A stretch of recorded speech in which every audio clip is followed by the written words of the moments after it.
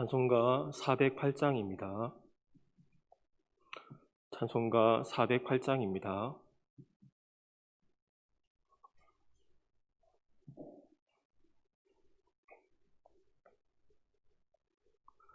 나 어느 곳에 있든지 늘 마음이 편하다. 주 예수 주신 평안함 늘 충만하도다. 나의 마음속이 늘 안해.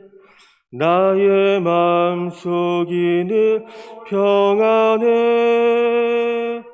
악한 죄 파도가 많으나 마음이 늘 평안해. 내 맘에 솟는 영생수 한없이 흐르니 마음 다시 없으며 늘 평안하도다. 나의 마음속이 늘 안해. 나의 마음속이 늘 평안해. 악한 죄 파도가 많으나 마음이 늘 평안해. 참 되신 주의 사랑을 형언치 못하네. 그 사랑 내 맘 여시고 소망을 주셨네. 나의 마음속이 늘 평안해. 나의 마음속이 늘 평안해. 악한 죄 파도가 많으나 마음이 늘 평안해. 주 예수 온갖 고난을 왜 몸소 당했나. 주 함께 고난 받으며 멸류관 얻겠네. 나의 마음속이 늘 평안해. 나의 마음속이 늘 평안해. 악한 죄 파도가 많으나 마음이 늘 평안해. 아멘. 하나님 말씀은 마태복음 3장 1절에서 10절까지 말씀입니다. 마태복음 3장 1절에서 10절까지 말씀 교독하신 후에 마지막 절을 같이 읽겠습니다. 그때 세례 요한이 이르러 유대 광야에서 전파하여 말하되 그는 선지자 이사야를 통하여 말씀하신 자라. 일러스되 광야에 외치는 자의 소리가 있어 이르되 너희는 주의 길을 준비하라. 그가 오실 길을 곱게 하라 하였느니라.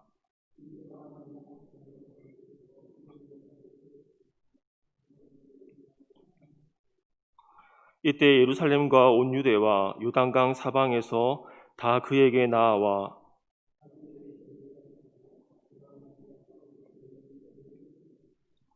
요한이 많은 바리새인들과 사두개인들이 세례 베푸는 데로 오는 것을 보고 이르되 독사의 자식들아, 누가 너희를 가르쳐 임박한 진노를 피하라 하더냐. 속으로 아브라함이 우리 조상이라고 생각하지 말라. 내가 너희에게 이르노니 하나님이 능히 이 돌들로도 아브라함의 자손이 되게 하시리라. 이미 도끼가 나무 뿌리에 놓였으니 지켜 불에 던져지리라. 아멘. 네. 오늘 본문은 세례 요한에 대해서 말씀해 주고 있습니다. 1절은 그때라고 시작하고 있는데 원어적인 표현은 여호와의 날을 의미할 때 쓰이는 표현입니다. 즉 세례 요한은 여호와의 날이 임했음을 선포한 구약의 마지막 선지자였습니다. 그는 유대 광야에서 회개를 명하였고 천국이 가까이 임하였음을 선포했습니다. 세례 요한은 구약의 말씀이 성취되었던 사람입니다. 3절 말씀 보면 선지자 이사야를 통하여 말씀하신 자라고 말하면서 그 이사야의 말씀이 이루어졌음을 말씀해주고 있습니다. 또한 말라기 선지자가 예언한 그 엘리야가 바로 세례 요한인데 말라기 4장에서는 이런 말씀이 있습니다. 내가 선지자 엘리야를 너에게 보내리니 그가 아버지의 마음을 자녀에게로 돌이키게 하고 자녀들의 마음을 그들의 아버지에게로 돌이키게 하리라. 이것이 세례 요한에 대한 예언의 말씀이었습니다. 세례 요한의 외적인 모습에 대해서 본문의 4절 말씀은 이렇게 말씀하는데 4절 말씀을 같이 한번 읽어보겠습니다. 시작. 이 요한은 낙타털 옷을 입고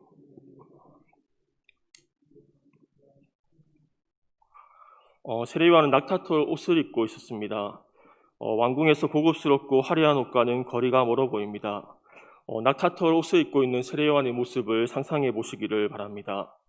그리고 석청은 야생꿀을 의미합니다. 이는 사람이 가꾸지 않은 나무나 그 야생꿀들을 의미하는데 근동 사람들은 메뚜기를 음식으로 즐겨 먹었습니다.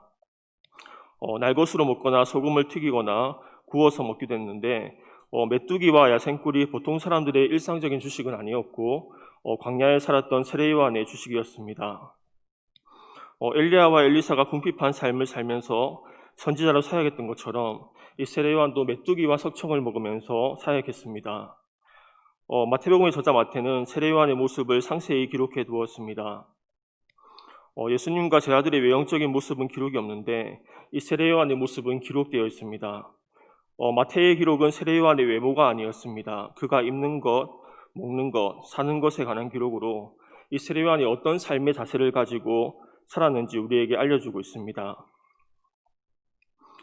세례 요한은 주님의 길을 예비한 자로서 이 사람의 외모로 판단할 수 없지만 그의 외적인 모습을 생각해 볼 때에 그의 모든 것은 거룩함을 향하였음을 우리는 볼 수 있습니다.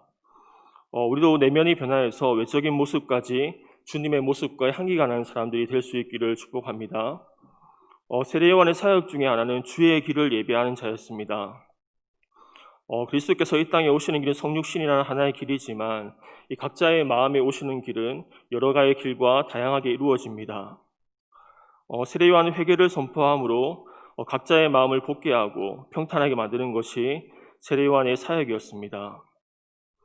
세례 요한은 자신의 사역이 무엇인지를 분명하게 알고 있었습니다. 우리가 하나님과 사귐이 있고 친밀히 교제하면 우리는 무엇을 해야 되는지 알 수 있습니다. 바울은 자신의 사명을 알았습니다. 아볼로도 자신의 사역을 알았습니다.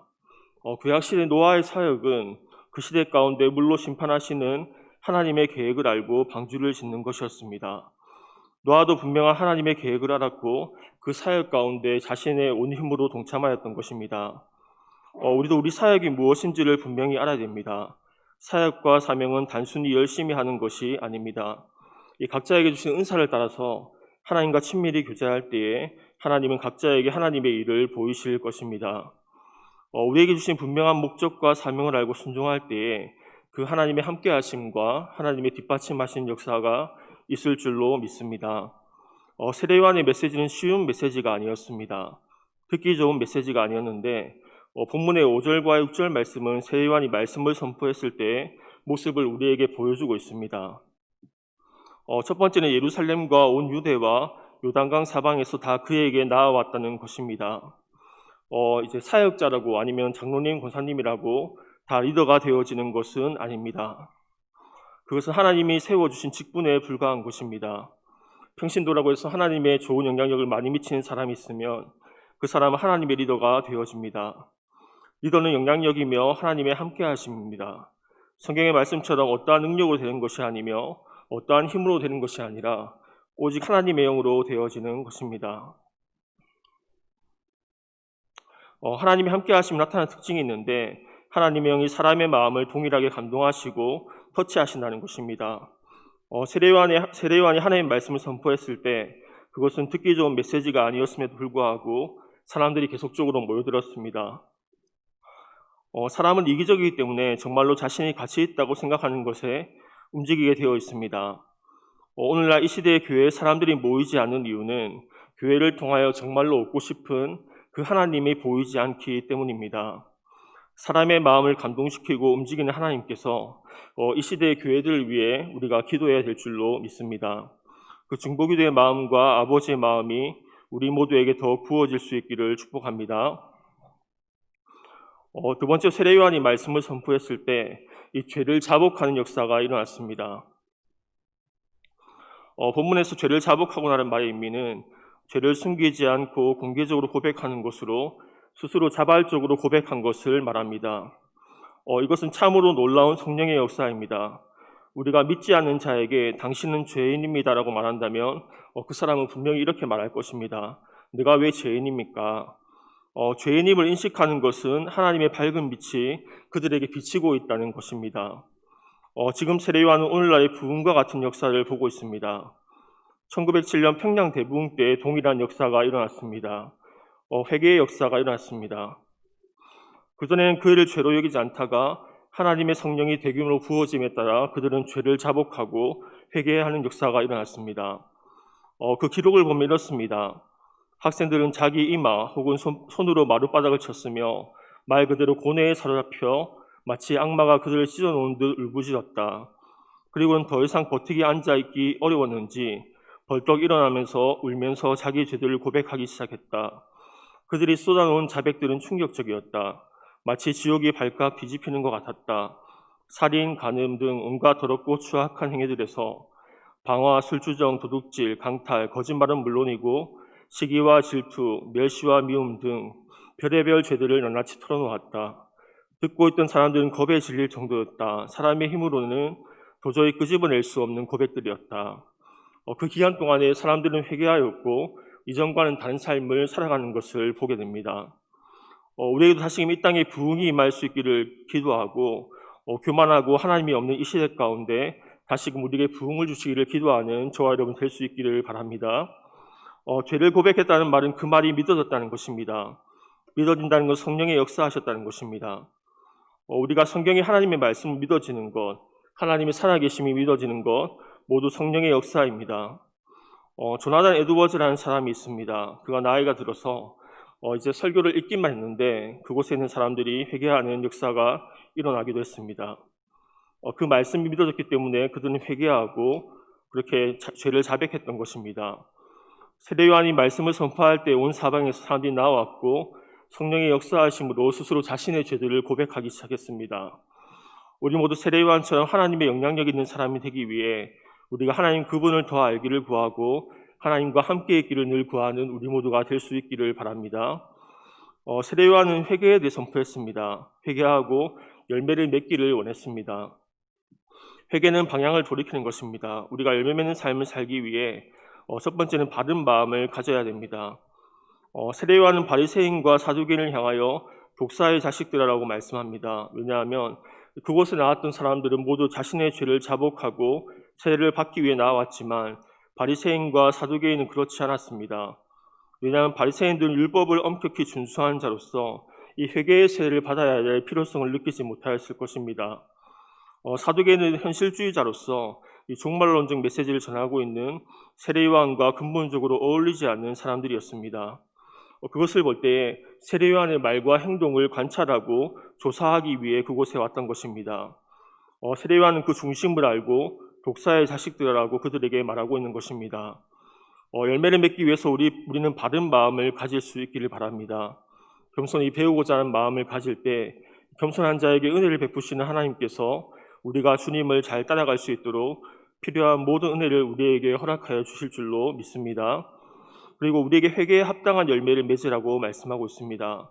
하나님은 우리가 열매 맺는 삶을 살기를 원하는데 성경은 우리가 스스로 열매를 맺을 수 없음을 말해주고 있습니다.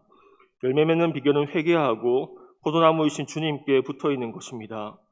우리 신앙의 연수가 중요한 것이 아니고 직분이 중요한 것이 아닙니다. 우리가 얼마나 하나님을 깊이 아느냐, 그리고 얼마나 열매를 맺으며 살아가느냐, 하나님은 그것을 보십니다. 우리의 중심을 아시고 우리의 중심을 보시는 하나님께 나아가 은혜와 도움을 구하는 이 새벽 시간이 되시기를 바랍니다. 오늘 본문은 세례요한의 외적인 모습을 상세하게 보여주고 있습니다. 세례요한의 변화된 내면은 그의 변화된 외적인 모습으로 나타났고, 세례요한의 중심은 하늘에 있고 거룩함을 향해 있음을 보게 됩니다. 우리가 세례요한처럼 거룩함과 하나님을 향한 마음이 외적으로까지 나타날 수 있기를 바랍니다. 하나님이 이 시간 임하셔서 우리의 마음을 뜨겁게 하시고 성령께서 역사하심으로 우리의 죄들을 자백하고 하나님의 놀라운 성령의 역사하심을 경험하는 시간이 되시기를 바랍니다. 그 은혜가 사랑하는 교회와 성도님들에게 있기를 주님의 이름으로 축원합니다. 기도하겠습니다.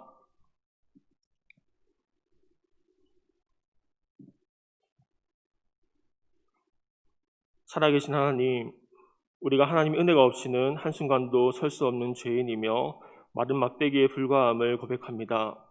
이 시간 임하여 주셔서 우리의 심령이 하나님으로 인해 뜨거워지게 하시고 평양 대부흥 때에 임하였던 성령이 이곳에도 임하여 주셔서 우리가 하나님의 살아계심을 생생히 경험하고 예수님의 주되심과 그리스도 되심을 선포하며 나아가는 우리가 되게 하여 주옵소서. 겸손히 하나님 앞에 엎드려 기도할 때에 우리의 눈물이 회복되게 하시고 우리의 기도가 회복되게 하시고 예수 이름만 들어도 주님의 십자가가 생각나고 눈물을 흘린 것처럼 주님을 향한 첫사랑이 회복되는 시간 되게 하여 주옵소서. 바울과 같이 우리가 주님 알기를 더 구하며 주님과 늘 함께 있기를 구하는 우리가 되게 하시고 이 땅을 위해 기도하는 중보의 마음과 아버지의 마음을 더욱더 부어 주시옵소서. 감사드리며 살아계신 예수님의 이름으로 기도드립니다. 아멘.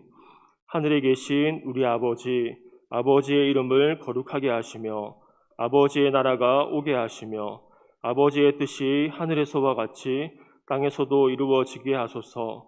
오늘 우리에게 일용할 양식을 주시고 우리가 우리에게 잘못한 사람을 용서하여 준 것 같이 우리 죄를 용서하여 주시고 우리를 시험에 빠지지 않게 하시고 악에서 구하소서.